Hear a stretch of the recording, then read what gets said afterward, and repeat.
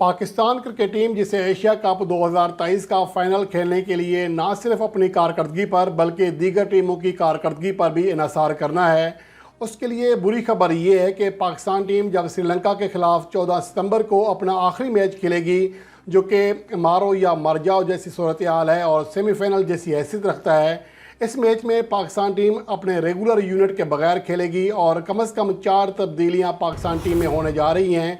इसका हम जायज़ा लेंगे। 3 खिलाड़ी पाकिस्तान टीम के अनफिट हैं, जबकि नसीम शाह के हवाले से अपडेट ये है कि उनका MRI करा लिया गया है और इंतज़ार किया जा रहा है कि रिपोर्ट में क्या आता है, जिसके बाद ही फैसला किया जाएगा कि वो श्रीलंका के ख़िलाफ़ खेल सकेंगे या नहीं खेल सकेंगे। लेकिन ज़्यादा इम्कान यही है कि हारिस रऊफ़ को और नसीम शाह को एहतियाती तौर पर अगले मैच में नहीं खिलाया जाएगा, क्योंकि भारत के ख़िलाफ़ जो बैटिंग करने के लिए नहीं भेजा गया था उसकी वजह भी यही थी कि उन्हें ज़्यादा से ज़्यादा एहतियात कराई गई ताकि आगे वर्ल्ड कप 2023 में इन 2 बॉलर्स को कोई मसला दरपेश ना हो।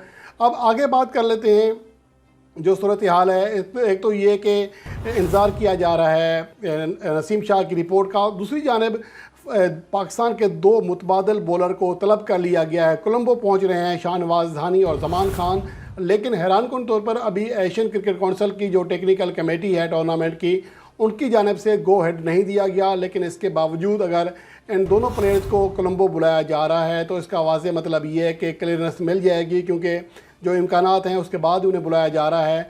लेकिन दूसरी जानिब ये भी कहा जा रहा है कि अभी हारिस रऊफ़ और नसीम शाह मुकम्मल तौर पर आउट नहीं हुए हैं। हो सकता है कि उनके बारे में पॉजिटिव रिपोर्ट आ जाए और अगले मैच में वो एक्शन में दिखाई दें, लेकिन मुतबादल प्लान के तौर पर इन 2 बॉलर्स को वहाँ बुलाया गया है ताकि अगर ये दोनों खिलाड़ी अवेलेबल नहीं हैं तो सूरत हाल को कंट्रोल किया जा सके। तो अब जो हारिस रऊफ़ हैं उनको पसलियों में दर्द है, जिसकी वजह से उन्हें आराम कराया गया है। अब देखते हैं 1 से 2 दिन के अंदर उनकी क्या रिपोर्ट आती है। वो पाकिस्तान क्रिकेट टीम के मेडिकल पैनल की निगरानी में हैं और वो उन्हें देख रहे हैं, जांच कर रहे हैं।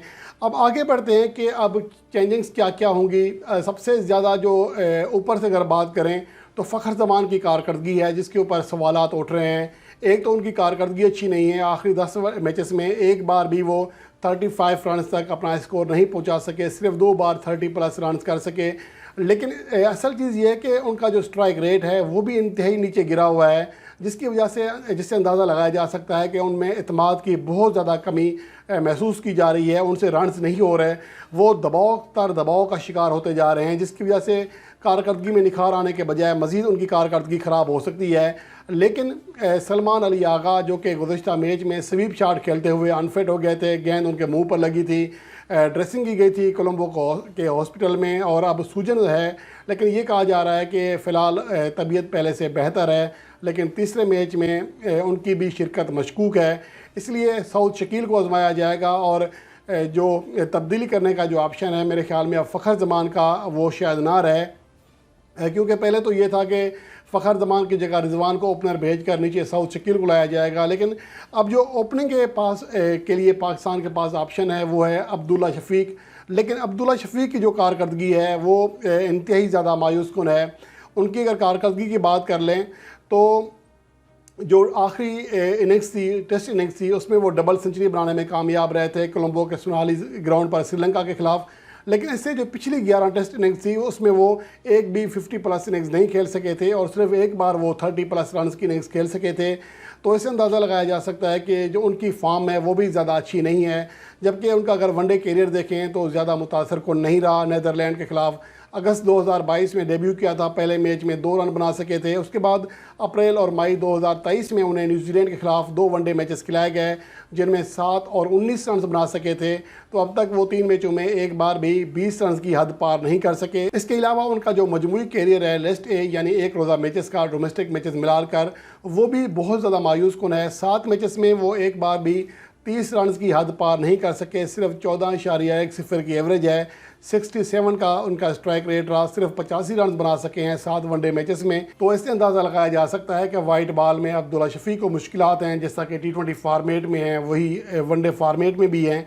अलबत्ता टेस्ट फॉर्मेट में वो गुज़श्ता जो इनिंग्स थी उसमें डबल सेंचुरी बनाकर किसी हद तक अपनी जो पोजीशन है उसको मुस्तहकम कर चुके हैं। तो ये सूरत हाल है। सलमान अली आगा के हवाले से अगर बात करें, उनकी जो फॉर्म है वो भी ज़्यादा अच्छी नहीं लगी हुई है। अगर अनफिट ना भी होते तो शायद उनको टीम में अपनी जगह बरकरार रखना मुश्किल था, क्योंकि अफ़गानिस्तान के ख़िलाफ़ सीरीज़ में बुरी तरह फ्लॉप हुए और अब एशिया कप 2023 में भी उनकी जानिब से कोई बड़ी कारकर्दगी सामने नहीं आ सकी है। अगर बात करें नेपाल के ख़िलाफ़ 5 रन बनाकर आउट हुए, अगले मैच में भारत के ख़िलाफ़ बैटिंग नहीं आई थी, फिर लाहौर में बांग्लादेश के ख़िलाफ़ 12 रन बनाकर नॉट आउट रहे और भारत के ख़िलाफ़ इसी मैच में जो गुज़श्ता रोज़ खेला गया उसमें वो सिर्फ 23 रन बना सके।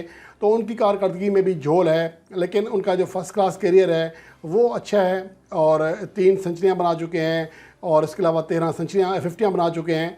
लेकिन मौजूदा वक्त में उनकी जगह पर सवाल या निशान मौजूद है, जिसकी वजह आखिरी 2 सीरीज़ में उनकी मायूस कन कारकर्दगी है।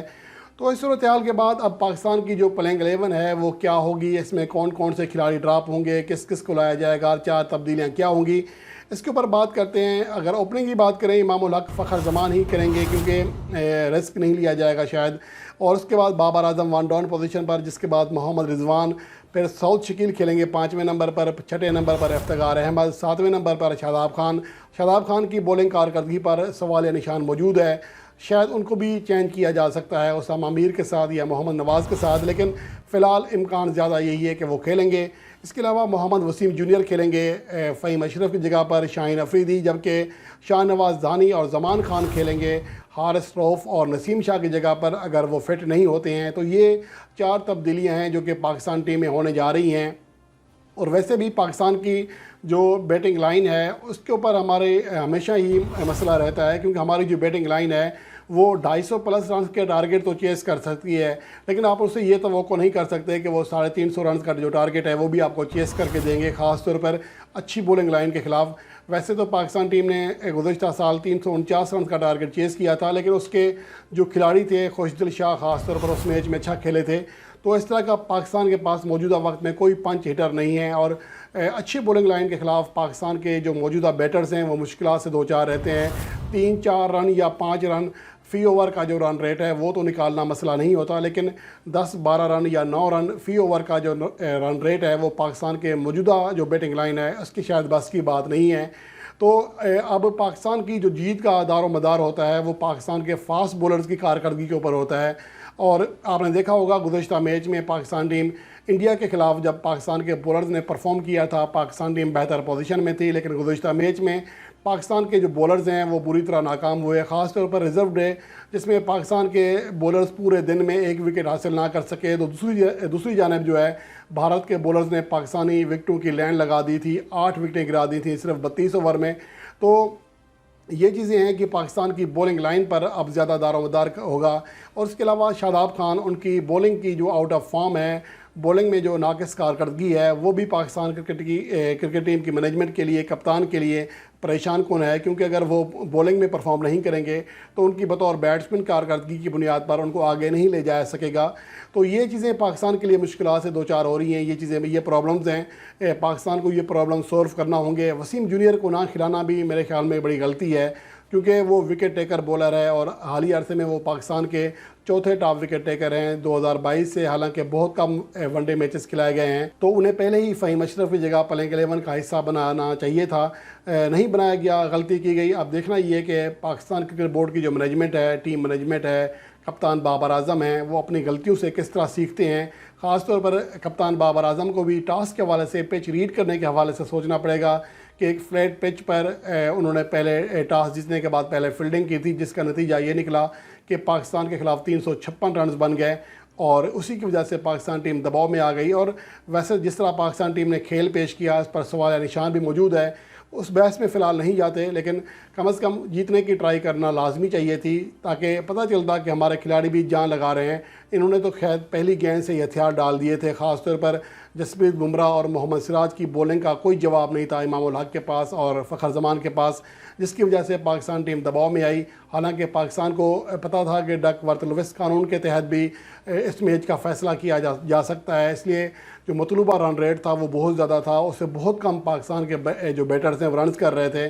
तो जिसकी वजह से एक ऐसा मैच जो कि अच्छा मुकाबला किया जा सकता था वो यकतरफा तौर पर भारत के नाम हो गया और पाकिस्तान को 228 रन के रिकॉर्ड मार्जिन से शिकस्त हुई।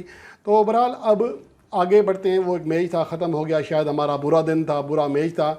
आगे अब जो निगाहें हैं वो श्रीलंका के मैच पर हैं और उसमें पाकिस्तान टीम के कई खिलाड़ी अनफिट हैं, तो ये भी एक बड़ा मसला होगा पाकिस्तान के लिए। लेकिन उम्मीद है कि पाकिस्तान टीम अच्छा खेल पेश करेगी और एशिया कप 2023 का फ़ाइनल खेलने की राह हमवार कर लेगी।